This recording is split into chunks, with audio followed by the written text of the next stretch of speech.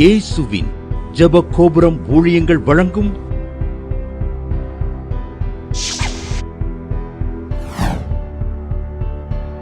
நம்பிக்கையிலே சந்தோஷமாயிருங்கள். கோயம்புத்தூர்லேருந்து சோபியாங்கிறவங்க எழுதியிருக்காங்க. அவங்க பொண்ணுக்கு கல்யாணம் ஆகி 3 வருஷமா குழந்தை இல்லையாம். ஒவ்வொரு வாரமும் ஞாயிற்றுக்கிழமை மாலையில் 7:30 மணிக்கு ஜாய் டிவி பார்ப்பாங்களாம். ஒரு பொறுத்துணையோடு கூட ஜெபம் பண்ணாங்களாம். எலிசபெத் அம்மாவுக்கு ஃபோன் போட்டு ஜெபம் பண்ணே, கர்த்தர் அற்புதமாக என் மகள் கற்பந்தரிக்கும்படி செய்தால் அழகான ஆம்பளை பிள்ளையை கொடுத்துருக்காரு, கர்த்தருடைய நாம மகிமைப்படுவதான்னு சாட்சி எழுதியிருக்காங்க. நம்பிக்கையிலே சந்தோஷமாயிருங்கள். ஆண்டவராய் இயேசு கிறிஸ்து நாமத்தினால ஜாய் டிவி நேயர்களுக்கு அன்பான வாழ்த்துக்களை தேவ சமூகத்திலிருந்து கூறுகிறோம். அல்லேலூயா, அல்லேலூயா. பிரகாரி பாரா வர்ஷக்க துர்காலபல கர்த்தர் தாமே உங்களை ஆசீர்வதிப்பாராக. இந்த ஊழியர்களுக்காக ஜெபித்து கொடுத்து உதவுற உங்களை கர்த்தர் வானத்தை பலனில் திறந்த இடமெல்லாம் போட்டு ஆசீர்வதிப்பாராக. நீடித்த நாட்களால் உங்களை திருப்தியாக்குவாராக. அல்லேலூயா. தானத்திலே பெரிய தானம் சுவிசேஷ தானம் தான். ஏன்னா வயிற்று பசிக்கு போக்குறதுக்கு எல்லா ஜனங்களும் கொடுக்குறாங்க, எல்லா மதத்தினரும் கொடுக்குறாங்க, எல்லா ஜாதிகளும் கொடுக்குறாங்க. ஆனால் சுவிசேஷம் அறிவிப்பதற்கு உதவி செய்கிற ஜனங்கள் விசுவாசியில் தான் செய்ய முடியும். நல்லா தெரிஞ்சுக்கோங்க. ஊழியரில் தான் செய்ய முடியும், அவிசுவாசி கொடுக்க முடியாது இல்லையா? இப்போ இதை அறிஞ்சு நம்ம என்ன செய்யணும்? புது வருஷத்தில் என்ன சுவிசேஷத்துக்கு வாரி இறைப்போம். கர்த்தர் பெரிய காரியத்தை செய்வார். இந்த சுவிசேஷ தானம் பண்ண நம்மளை ஒப்பு கொடுப்போம். பாருங்க, அந்த 7 விதவை 2 காசை போட்டா கர்த்தர் அதைத்தான் பைபிளை எழுதி வச்சுட்டாரு. பணக்காரன் எவ்வளவோ கோடி கோடியாக போட்டிருப்பாங்க, ஆனால் அதெல்லாம் எழுதலை. இவர் 2 காசுன்னு கரெக்டாக சொல்கிறாரு பாருங்க. காரணம் என்ன? தன் ஜீவனுக்கு உண்டானதெல்லாம் போட்டு விட்டான். அடுத்த வேளை சாப்பாடு கூட இல்லை. நீங்கள் கேட்கலாம், அப்போ அடுத்த வேளை சாப்பாடுக்கிறதுக்கெல்லாம் போட ஆண்டவர் கொடுக்க சொல்கிறீங்களான்னு தப்பா புரிஞ்சுக்கிடக்கூடாது. ஏன்னா மக்கெதோனியா சபையாரை பார்க்கும்போது அவங்க திராணிக்கு மேலாக கொடுத்தாங்க, மிகுந்த தருத்திரத்தில் கொடுத்தாங்கன்னு இருக்கு.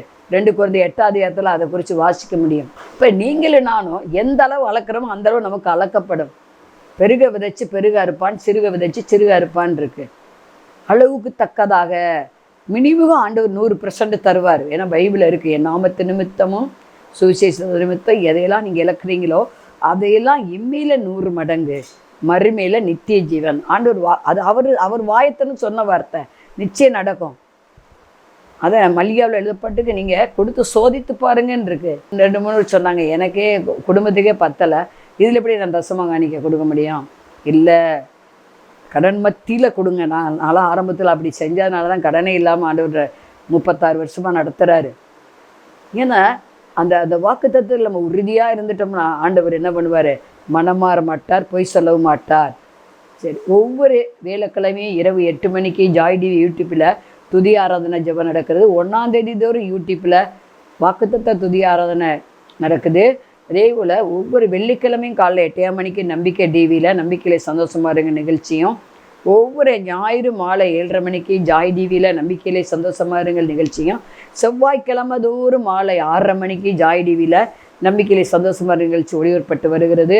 மாதம் தேவனால் எல்லாம் கூட பத்திரிகை 14 வருஷம் முடிஞ்சு 15 வருஷத்துக்கு அடி எடுத்து வைக்க போகிறோம் ஜனவரியில். கர்த்தர் இதுவரையும் தேவையை அற்புதமாக சந்தித்து நடத்தினார். ஒன்லி இந்த ஊழியத்துக்கு ஆதாரம் இயேசு தான், வேறு யாரும் கிடையாது. ஏன்னா ஒரு மாதம் அனுப்புகிறவங்க மறு மாதம் அனுப்ப மாட்டாங்க. தொடர்ந்து 2-3 வருஷம் கொஞ்சம் மாதம் பங்களா சேர்த்து அனுப்புகிறவங்க அப்புறம் நிறுத்திடுவாங்க.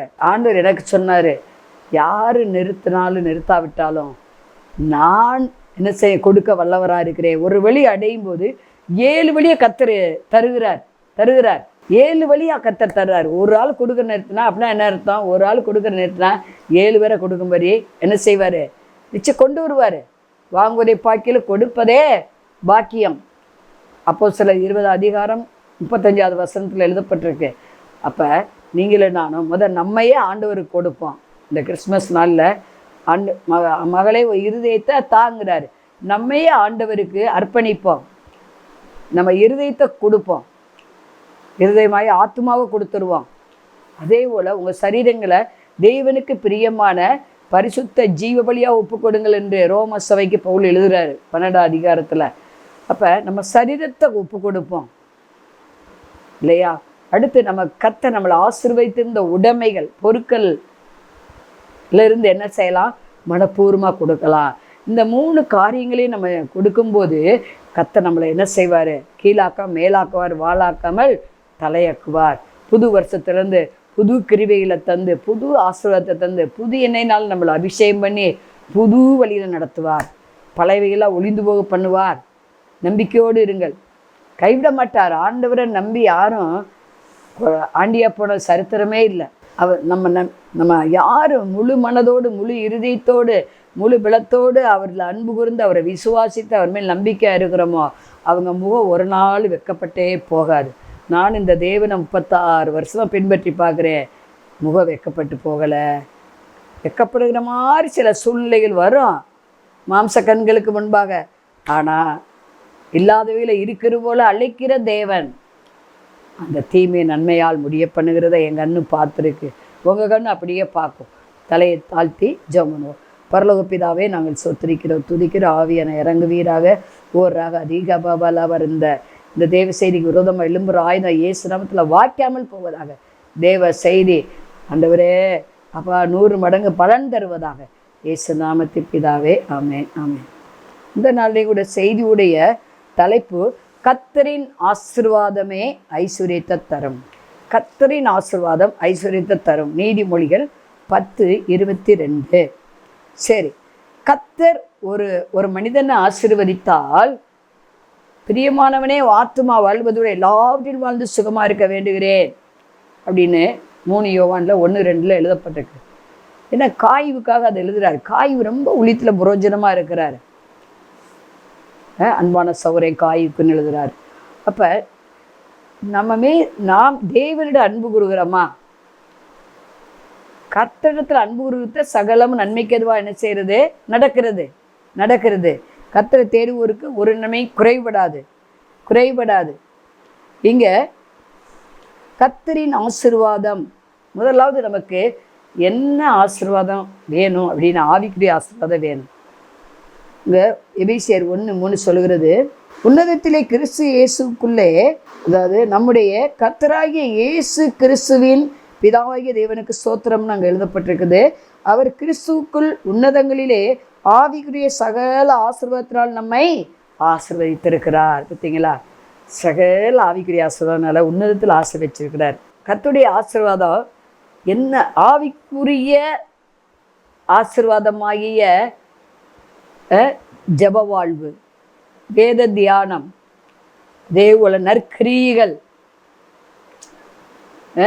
அது மாத்திரம் கர்த்தரை துதிக்கிற துதி, புலம்பலுக்கு பதிலாக ஆனந்தம். துதி எடுத்தா சாத்தா ஓடுவான். சோத்திர பலியிட்டுக்கிட்டே இருக்கணும். அதான் ஆவிக்குரிய ஆசீர்வாதம்னா என்ன அப்படின்னா, முதலாவது எல்லாவற்றிற்கும் சோத்திர செலுத்தணும், எல்லாவற்றிற்கும் விண்ணப்பம் பண்ணணும், வேதத்தை அதிகமாய் தியானிக்கணும். அது மாத்திரமே நல்ல கிரியில செய்யணும். இயேசு நன்மை செய்கிறவராய் சுற்றி திரிந்தார். தேவல பரிசுத்த ஆவினால நம்ம இயக்கப்படணும். நம்ம தொழிலிருந்து, கைது வேலையிலேருந்து, நம்ம மனசுல இருந்து, நம்ம சிந்தனையிலிருந்து எல்லாம் தேவாவினால இயக்கப்படணும். ஏன்னா மாம்ச சிந்தனை மரணத்தை வருவிச்சிடும். மாம்சத்தினால் நடத்தப்படக்கூடாது. மனுஷனுக்கு செம்மையாய் தோன்றுகிற வழி உண்டு, அது மரண வழின்னு இருக்கு. ஆகவே நீங்கள் நானும் தேவ ஆவினால் நிரப்பப்படணும். ஆவிக்குரிய ஆசீர்வாதம், வரங்கள், வல்லமைகள், கனிகள், நல்ல வாரி இறைத்தல், அதிகமாய் ஜெபித்தல், பிறரை தன்னை மாறி நேசித்தல், ஆண்டவர் மீது அளவில்லாத அன்பு கூறுதல், இதெல்லாம் ஆவிக்குரிய ஆசீர்வாதம். இயேசு நம்ம மேல அன்பு கூர்ந்தபடினால் நமக்கு அவருடைய ஜீவனையே கொடுத்தார். ஜீவனை பார்க்கல வேறொரு அன்பு இல்லவே இல்லை. ஆகவே இது பார்த்து கொண்டு இருக்கிற அருமையான சகோதரிய, முதலாவது ஆவிக்குரிய ஆசீர்வாதத்தினால கர்த்தர் நிரப்ப விரும்புகிறார். விசுவாசம், நம்பிக்கை, இதெல்லாம் ஆவிக்குரிய ஆசீர்வாதம். ஆவிய இது ஆபிரகாமை பார்த்தீங்கன்னாவே விசுவாசியின் தகப்பன் என்று எண்ணப்படுகிறார். விசுவாச மார்க்கத்தார் யாவரும் ஆபிரகாமின் சந்ததியா இருக்கிறாங்களேன்னு இருக்கு. அப்ப இந்த ஆவிக்குரிய ஆசீர்வாதங்களும் சரி, பொருளாதார ஆசீர்வாதங்களும் சரி, நீடித்த ஆயுசின் ஆசீர்வாதங்களும் சரி பெறுவதற்கு இங்கே ஆபிரகாம் ஆண்டவர் என்ன சொல்றாருன்னா, இங்கே ஆதிகாமம் 12ஆம் அதிகாரம் 1வது வசனத்துல 1-2 வசனம் சொல்லுகிறது, 1வது உன் தேசத்தையும் உன் இனத்தையும் தகப்பன் வீட்டையும் விட்டு நான் காண்பிக்கிற தேசத்துக்கு போங்கிறாரு. ஆண்டவர் சொன்ன வார்த்தை, ஒருவர் என்னை பின்பற்றி வர விரும்பினால் தன்னைத்தான் வெறுத்து சிலுவையை எடுத்துக்கொண்டு என்னை பின்பற்ற கடவன். என்னை பார்க்கல சகோதரனையோ சகோதரியோ தாயோ தகப்பனையோ பிள்ளைகளையோ நேசிக்கிறவன் எனக்கு சீசன் அல்ல. முதல்ல தேவனை நேசிக்கணும், முதல்ல ஆண்டவர் இயேசுவை நேசிக்கணும், முதல்ல அவருக்கு பணியணும், அவர் மீது அன்பு கூறணும். அப்புறம்தான் நம்ம குடும்பம் அன்பு கூறணும். அப்போ இங்கே ஆபிரகாம் ஆண்டவர் ஆசீர்வதிக்க சித்தம் கொண்டார் அவனை. அதனால ஏன்னா பூமியின் தூளை போல் அவனை ஆசீர்வதிக்க நினச்சிட்டார் ஆண்டவர். கடற்கரை மலத்தனையாகவும் நட்சத்திரங்களை போல் அவனை பெருகுன்னு நினச்சிட்டாரு. ஆகவே அவன் ஆண்டவர் செய்ய நினைத்தது ஒரு காலம் தடைப்படாது. உங்களை குறித்து என்னை குறித்து ஆண்டவர் ஒரு திட்டத்தை வைத்திருப்பார். நம்ம வழி அவர் வழி கிடையாது, நம்ம நினைவு அவர் நினைவும் கிடையாது. பூமிக்கு வானம் எவ்வளோ உயர்ந்திருக்கிறதோ அவ்வளவாய் நம்முடைய வழி பாக்கில் அவர் வழிகளும் நம்முடைய நினைவு பாக்கில் அவர் நினைவுகளும் உயர்ந்ததாக இருக்கிறது. அப்போ அதாவது கர்த்தரின் ஆசீர்வாதம் ஐஸ்வரியத்தை தர வேண்டுமானால் ஆவிக்குரிய ஆசீர்வாதம், பொருளாதார ஆசீர்வாதம், சரியப்பெற ஆசீர்வாதங்கள், மனுஷ தெய்வ தேவ கிருபையில் நம்ம பெற வேண்டுமானால் இங்கே நம்ம முதலாவது ஒரு தேசத்தை விடு அப்படியே நம்ம சமுதாயத்தில் பழக்க வழக்கங்களை விட்டு பாருங்க. மொர்தெகாய் உயர்த்தப்பட காரணம் அவன் ஆமான் பார்க்குற ஆமானும் அவன் கூட்டம் 500 பேருக்கு மேலே, ஆயிரக்கணக்கான பேர்னே வச்சுக்கலாம். அவனுடைய கூட்டமும் அவனு என்ன சொல்கிறாங்கன்னா, இந்த இந்த இந்த ஜாதி என்ன பண்ணுது, இந்த ஜனம் வித்தியாசமாக இருக்குது, நம்ம கூட எதுக்குமே கலந்துக்கிட மாட்டேங்குது, உறவு வைக்க மாட்டேங்குது, பிரித்தெடுக்கப்பட்ட வாழ்வு வாழுது, அவருடைய கலாச்சாரமே வேறையாக இருக்கிறது, நம்ம கலாச்சாரத்துக்கு ஒத்து வர மாட்டேங்கிறாங்க. இப்படி அவங்க குறை கண்டுபிடிக்கிறாங்க. ஏன்னா ஆமான்காலில் எல்லாரும் விழுகணும், எல்லா பணியாட்கள் வேலையாட்கள். ஆனால் மொர்தெகாய் மட்டும் என்ன செய்யலை, வாசல் காக்கிறவர் தான் அவர், ஒரு வாட்ச்மேன் வேலை தான் அவருக்கு. ஆனால் அவரை வணங்கவே இல்லை. இதை பார்த்து எரிச்சல் படுறாரு. மனுஷ காலில் விழுகக்கூடாதுன்னு அவர் சத்தியத்தின்படி வாழ்கிறாரு. அதனால பார்த்திங்கன்னா பல பிராபலங்கள் அவருக்கு வந்தது. ஆனால் ஒரு நாள் வந்தது, ஆமான அவன் கூட்டத்தை ஆண்டவரே அழிச்சு போட்டார். ஆகவே ஆண்டோடைய வார்த்தைக்கு நம்ம கீழ்ப்படிந்து நடக்கணும். ஆபிரகாம கர்த்தர் சகல விதத்தில் ஆசீர்வதிச்சார் என்று சொல்லி அங்கே ஆதியாகமம் 24:1 வாசிக்கிறோம். அவன் சகல விதத்தில் ஆவிக்குரிய பொருளாதார சரிபெற ஆசீர்வாதங்களில் அவன் பெற காரணம் அவன் ஜனத்தை விட்டான், அதாவது அவன் தேசத்தை விட்டான், அவன் இனத்தை விட்டான், அவன் ஜாதியை விட்டான், தகப்பன் வீட்டை விட்டான், தனக்கு உண்டான எல்லாவற்றையும் விட்டுட்டு என்ன பண்ணான், அவர் காண்பிக்கிற தேசத்துக்கு வருகிறான். கானானுக்கு என்ன செய்கிறான், பிரயாணப்பட்டு வருகிறான். ஆண்டவர் சொன்னார், நான் இதை நீ பார்க்குற இந்த கண் பார்க்குற பூமியை நான் உனக்கு என்ன செய்ய போகிறேன், தரப்போகிறேன். மட்டும் நீ நடக்க முடியுமோ மட்டும் நட, இந்த கானானுல நான் அதெல்லாம் உன் பேருக்கு தரப்போகிறேன்னு சொல்கிறாரு. எவ்வளவு அற்புதமான ஆண்டவர் நம்ம ஆண்டவர் பாருங்க. இதை உடனே கீழ்ப்படிஞ்சு விட்டுட்டு வரான். அப்போ நீங்கள் சகல விதத்தில் ஆபிரகாம் போல ஆசீர்வதிக்கப்பட வேண்டுமானால், கர்த்தருடைய ஆசீர்வாதம் உங்களுக்கு ஐஸ்வரியத்தை தர வேண்டுமானால், நீங்களான செய்ய வேண்டியது முதல் தேசத்தை விடணும், அப்படியே சமுதாயத்தை பழக்க வழக்கங்களை விட்டணும். நம்ம வேறு பிரிக்கப்பட்டவர்கள், கர்த்தரால் தெரிந்து கொள்ளப்பட்டவர்கள், நாம் ராஜாக்களும் ஆசாரியர்களுமா லேவியரமாக இருக்கிறோம் என்கிற மனது நமக்கு எப்போது இருக்கணும், மனதில் பதிச்சு வைக்கணுங்க. ஆமாம், நம்ம யார், கர்த்தருக்குள்ள யார், இயேசு கிறிஸ்துவுக்குள்ள நம்ம யார் என்பது உலகத்துக்கு தெரிய வேணும். அல்லேலூயா. அப்புறம் சொன்னவொன்னே கீழ்ப்படிஞ்சு வர்றாரு. நீங்கள் நானும் எதெல்லாம் விட்டுட்டு வர்றோம், அதான் நான் விட முடியலேங்கிறோம். அது எப்படிங்க விடுறது அந்த காரியத்தை அப்படின்னு கேட்குறோம். இல்லை, ஆண்டவருக்கு பிடிக்கலைன்னா அதை விட்டுறணும். அல்லேலூயா. ரகாதி கபபல பரபஷே எல்லாத்தையும் விட்டுட்டு அவரை பின்பற்ற சொல்கிறாரு. அப்புறம் நேசிக்கக்கூடாது இல்லை, வீட்டாரைத்தான் நம்ம அதிகமாக நேசிக்கணும். ஒருவனுக்கு சத்துரு வீட்டார் தான், ஆனாலும் சத்துருக்களை சிநேகிகள் இருக்குது, நேசிங்கள் இருக்குது. அப்போ நீங்களான வீட்டாரை நேசிக்கணும். அவன் பாருங்க, கானானுக்கு வருகிறான், அப்படியே சௌரனோடு கூட என்ன செய்கிறான், வருகிறான். லோத்தை கூட்டிகிட்டு வருகிறான், சித்தப்பா மகனை கூட்டிகிட்டு என்ன செய்கிறான், வருகிறான். ஆனால் கர்த்தர் அவனோடு கூட இருக்கிறார். கீழ்ப்படிந்து வசனத்துக்கு நடுங்கிறவர்களை கர்த்தர் என்ன செய்வார்? ஆஸ்தி, ஐஸ்வர்யம், அந்தஸ்து, தேவ மகிமை கொடுத்து உயர்த்துவார். ஜன திரட்சியை தந்து உயர்த்துவார். மனுஷ தயவு, தேவ தயவு, தேவ கிருபையை அளவில்லாமல் பெற முடியும். எப்படின்னா, ஆண்டவர் மட்டும் போதும், அப்படியே கட்டளை எனக்கு போதும், அப்படியே வார்த்தை எனக்கு போதும், உன் ஜனம் என் ஜனம், உன் தேவன் என் தேவன் சொல்லுகிற மக்களோடு ஒரு ஐக்கியம் வைக்கணும். அப்போ தான் என்ன செய்ய முடியும்? நம்ம எல்லா விதத்திலும் ஆசிரியக்கப்பட முடியும், ஐஸ்வர்யத்தை நம்ம பெற்றுக்கொள்ள முடியும். சரி, ஆபிரகாம் எல்லாவித ஆஸ்தி ஐஸ்வர்யத்தையும் பெற்றுக்கொண்டார். பாருங்க, இங்கே நம்ம பார்க்குறோம், யாக்கோபு எழுதின நிருபம் 2ஆம் அதிகாரம் 5வது வசனம், தரித்திரரை ஆண்டவர் விசுவாசத்தில் ஐஸ்வர்யமாக மாற்றி இருக்கிறாராம். தரித்திரன் செழிப்பான். அதாவது வறுமையில் இருக்கிறவங்க, ஏழைகள். ஏழைகள் எப்படி இருக்காங்களா? அவங்களுக்கு இந்த கண்ணு பார்க்கும்படி வசதி வாய்ப்பு இல்லை, உதவி செய்ய யாரும் இல்லை. ஆனால் அவங்களுக்குள்ள விசுவாசம் இருந்தது. விசுவாசமாகிய விசுவாசத்தில் ஐஸ்வர்யங்களாக இருந்தாங்கன்னு பார்க்குறோம். இப்படி விசுவாசிக்கிறவர்களை பார்த்து ஆண்டவர் என்ன சொல்லுகிறாரு அப்படின்னா, ஓ விசுவாசம் பெரியது, சமாதானத்தோட போ. நம்ம விசுவாசம் பெரிய அளவில் இருக்குமானால் நாம் தான் ஐஸ்வர்யவான்கள். விசுவாசத்தினால் வராதையாவும் பாவமேன்னு இருக்கு. விசுவாசித்தேன் அவையால் பேசுகிறேன். அப்போ நம்ம விசுவாசத்தினால பேச வேண்டும், நினைக்க வேணும், செயலாற்ற வேண்டும். விசுவாசத்தில் பாருங்க, ஆபிரகாம் விசுவாசத்தில் செயலாற்றினாரா? ஆற்றினார். பிள்ளையான மேல் கை போடாதேன்னு ஆண்டவர் சொல்றாரு. கர்த்தர் அவனை சோதித்தாருன்னு சொல்லி பார்க்குறோம். இவைகளுக்கு பின்பு அவனை என்ன செஞ்சார்? இவன் ஆண்டவர் கானான் தேசத்துக்கு நடத்தி கொண்டு வரார். கர்த்தர் அவனை அளவில்லாமல் ஆசீர்வதிக்கிறார். 24 அதிகாரத்துக்கு வந்தவன் அவன் தன்னுடைய ஒரே குமாரனுக்கு பொண்ணு பார்க்கறதுக்கு தன் இனத்திலே பார்க்கும்படி அனுப்புகிறான் எலியேசரை. அப்போ அந்த எலியேசர் போய் பொண்ணு வீட்டில், லாபான் வீட்டில் என்ன சொல்கிறாருன்னா, என் எஜமான கர்த்தர் செல்வச்சீமானாய் ஆசீர்வதிச்சு வச்சிருக்கிறாரு, மிகவும் பெரிய ஆளாக இருக்கிறாரு அப்படின்னு சொல்லி சொல்கிறார். சாட்சி சொல்கிறாரு. கர்த்தருடைய ஆசீர்வாதம் நமக்கு ஐஸ்வர்யம் தரும், வேதனையே வராது.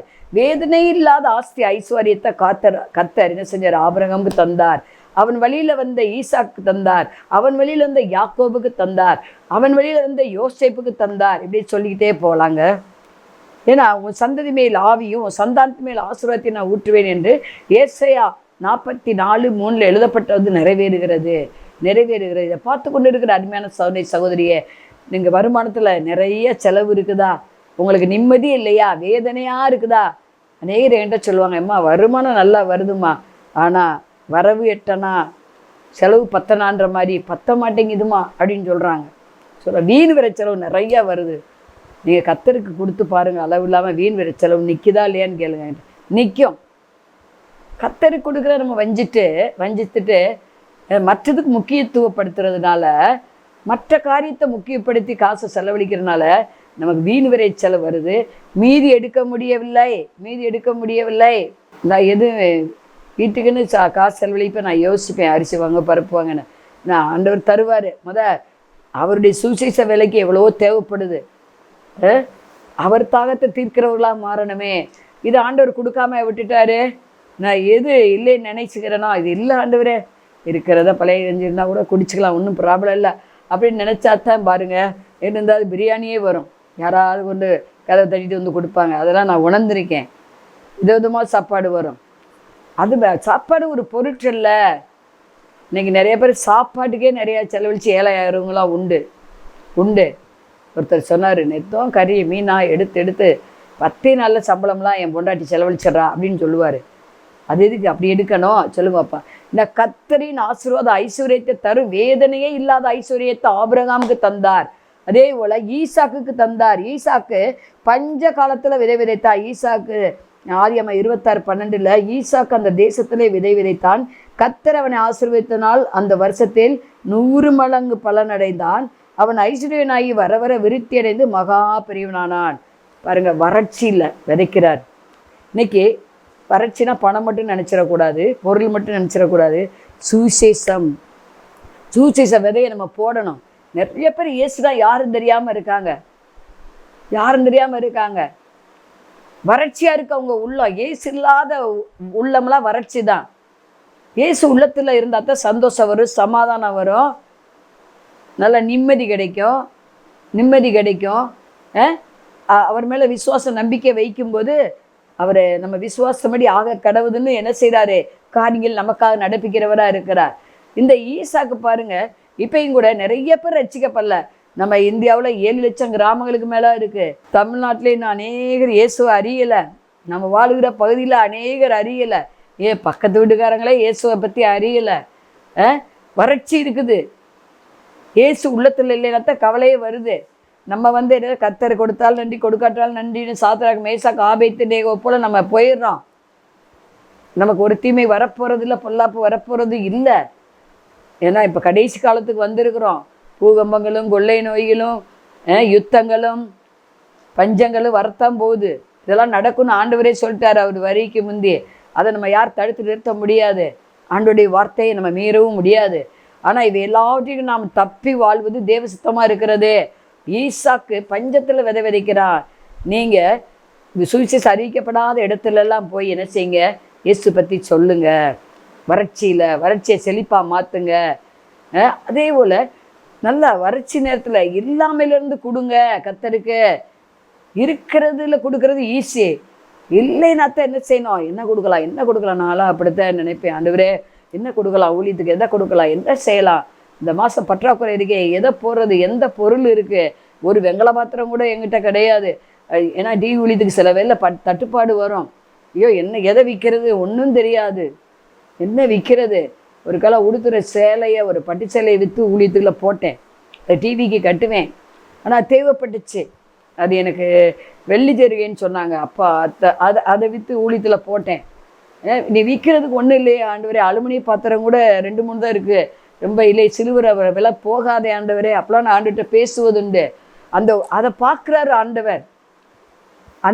நம்ம அதை இல்லாதலேருந்து ஊழியங்களுக்கு விதைக்கும் போது கர்த்தர் என்ன செய்கிறார், நிம்மதியை தருகிறார், சமானத்தை தந்துகிறார், சந்தோஷத்தை தருகிறார், ஆரோக்கியத்தை தருகிறார், மனுஷ தயவு தருகிறார், செல்வ செழிப்பை தருகிறார். நமக்கு எந்த குறை இல்லாமல், கடன் இல்லாமல், நோய் நொடி இல்லாமல் நம்மளை ஆசீர்வதித்து அநேகருக்கு ஆசீர்வாதம் வைக்கிறார்.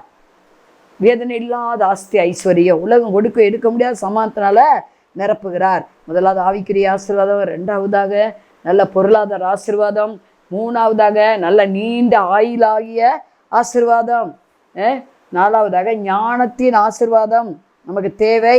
இங்கே நம்ம பார்க்குறோம், ஞானத்துக்காக விண்ணப்பம் பண்ணுறான். 1 ராஜாக்கள் 3ஆம் அதிகாரம் 9லேருந்து நீங்கள் வாசிக்க முடியும். அங்கே சாலமோனு நல்லா 1000 சோத்திர பள்ளியிலிட்டு ஜோம் பண்ணுறாரு. ஆண்டவர் சொப்பனத்தில் கேட்டால் நீ விரும்புவதை கேள்பானார். அவன் கேட்டான், எனக்கு இந்த ஜனங்களை நடத்துவதற்கு ஞானம் வேணும் ஆண்டவரே. இந்த இவ்வளோ லட்சக்கணக்கான கோடிக்கணக்கான ஜனங்களுக்கு நான் நியாயம் செய்யணுமே, நியாயம் செய்வதற்கு என்ன செய்யணும், ஞானம் வேணும்னு சொல்லி ஜெபிக்கிறான். அந்த விண்ணப்பம் ஆண்டுடைய பார்வையில் பிரதியாக இருந்துச்சு. அவன் கேட்காத ஆஸ்தி ஐஸ்வர்யம் நீடித்த நாட்கள் சத்துருக்களின் பிராணம்லாம் எல்லாம் சேர்த்து கொடுத்தார். அப்போ நீடித்த ஆயுஸ் வேணுமா, சரீரத்துக்கு நல்ல சுகம் வேணுமா, அந்த அப்படிப்பட்ட ஆசீர்வாதம் மாய ஐஸ்வர்யம் வேணுமா, ஞானத்துக்காக ஜெபம் பண்ணுங்க. ஞானத்துக்காக நம்ம ஜெபிக்கும் போது கர்த்தர் ஞானத்தை தருகிறார். ஏன்னா யாக்கோபு எழுதின நிருபம் 1ஆம் அதிகாரம் 5வது வசனம் சொல்லுது, ஞானத்தில் குறைவுள்ளவன் சம்பூரணமாய் கொடுக்கிற தேவனிடத்தில் கேட்க கடவன், எவரையும் கடிந்து கொள்ளாத தேவனிடத்தில் கேட்க கடவன். சந்தேகப்படாமல் கேட்டா தருவேன்னு சொல்றாரு. எல்லா ஞானத்தை சம்பாதிங்கிறாரு. கர்த்தருடைய ஆசீர்வாதம் நமக்கு ஐஸ்வர்யத்தை தர வேண்டுமானால் வேதனை இல்லாத ஐஸ்வர்யம். சமாதானத்தில் வேதனை இருக்குமா? இருக்காது. சந்தோஷத்தில் வேதனை இருக்குமா? இருக்காது. நல்ல வசதி வாய்ப்பில் வேதனை இருக்குமா? இருக்காது. கர்த்தருக்கு அள்ளி கொடுக்குறோம், நேரத்தை கொடுக்குறோம், பணத்தை கொடுக்குறோம், சரீரத்தையே கொடுக்குறோம், அதில் வேதனை இருக்குமா? இருக்காதுங்க. வேதனை இல்லாத ஐஸ்வர்யத்தினால கர்த்தர் நம்மளை நிரப்ப விரும்புகிறார். கிருபையின் ஐஸ்வர்யம், மகிமையின் ஐஸ்வர்யத்தில் கர்த்தர் கொடுக்கிறார். நற்கிரியாகிய ஐஸ்வர்யத்தை கர்த்தர் தருகிறார். 1 தீமோத்தேயு 6:18. அப்போ ஐஸ்வர்யம்னா பணம் மட்டும் நினச்சிடாதீங்க. நல்ல சுக பலன் ஜீவன் அது ஒரு ஐஸ்வர்யம்தான். அதே போல் நற்கிரிகள், அதே போல் விசுவாசம் அது ஒரு ஐஸ்வர்யந்தான். அதே போல் நம்ம அனுபவிக்கிற எல்லாமே கர்த்தர் ஆசீர்வதிக்கிற ஐஸ்வர்யம்தான். ஜெபம் பண்ணுவோம். பரலோக பிதாவே நாங்கள் சோத்தரிக்கிற துதிக்கிற கர்த்தருடைய ஆசீர்வாத ஐஸ்வர்யத்தரும் வேதனை இருக்காது. வேதனை இல்லாத ஐஸ்வர்யத்தினால் இதை பார்க்குற ஒவ்வொருவரையும் நிரப்புங்க. வியாதி படுக்க நீங்கி போவதாக. வியாதியை படுத்துக்கிற அவனை கர்த்தர் தாங்குவார். வியாதியில் படுக்கை முழுவதும் மாற்றுவார். இந்த வருஷத்தில் லாஸ்ட் மாதத்தில் வியாதியே இருக்கக்கூடாது. எகிப்துக்கு வந்த வியாதிகள் நீங்கி போவதாக இயேசு நாமத்தில். சோர்வுகள் நீங்கி போவதாக. குறைகள் நீங்கி போவதாக. முடக்கு வாதங்கள் நீங்கி போவதாக இயேசு நாமத்தினால. அல்லேலூயா. நெருக்கங்கள் நீங்கி போவதாக. பத்திர பதிவு நடப்பதாக இயேசு நாமத்தினால. சொந்த வீடு இல்லாதவங்களுக்கு சொந்த வீடை கர்த்தர் கட்டளையிடுவீராக. உராக தீகாபாபா லாபாரபோஷே. அலையலோயா. பிள்ளைகள் நன்றாக படிக்க அனுக்கிரம் பண்ணுவீராக. இந்த வருஷம் 10th +2 உங்கள் பிள்ளைகள் ஃபர்ஸ்ட் மார்க் வாங்க உதவி செய்வீராக.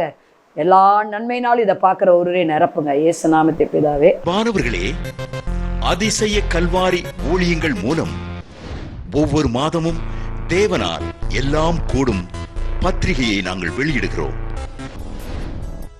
தேவ சமூக பாடல்கள் DVD, ACD இந்த பாடல்களை நாங்கள் வெளியிடுகிறோம்.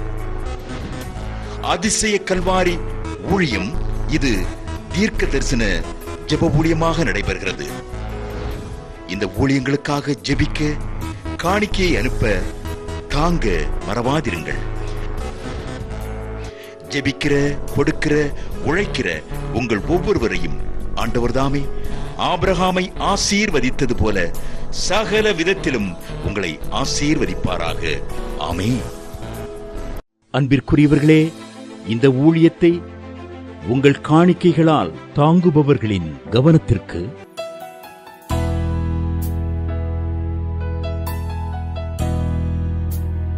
ஜிபே மூலமாகவும் நீங்கள் தாங்கும்படி உங்களை பட்சமாய் கேட்டுக்கொள்கிறோம். எங்களுடைய ஜிபே எண்ணானது 9443030850. எங்களது முகவரி சகோதரி எலிசபெத் சுந்தர்ராஜன், எண் 27, பொதிகை தெரு, குழந்தை சாமி நகர், வண்டியூர், மதுரை 20. செல்போன் எண்கள் 9484177765 9095328172 மற்றும் 9443930850.